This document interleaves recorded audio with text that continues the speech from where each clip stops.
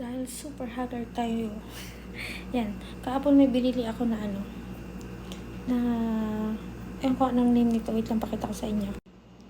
Ayan siya. Hindi ko alam kung paano siya basahin. Pero, sabi, masarap daw to kaya itatry ko kasi napapanood ko rin siya sa mga nagmumukbang. Try natin kung anong lasa. Wait nga lang. Ayun, gumamit tayo ng filter kasi super haggard. Super haggard yan. Di mabuksan. Ako'y natatakot baka hanggang ilalim matusok ko. Grabe. Ayaw pa bukas. Ayaw patikimin. Wait lang.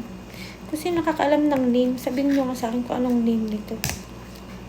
Kasi hindi ko mabasa Korean eh. Grabe, hindi mabuksan.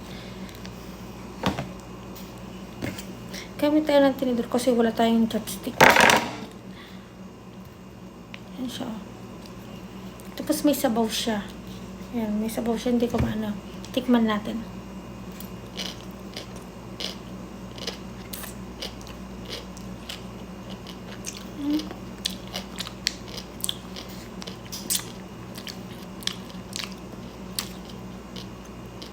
Sarap siya.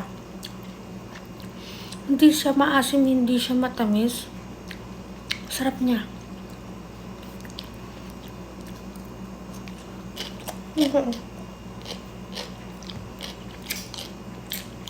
Ang sarap niya.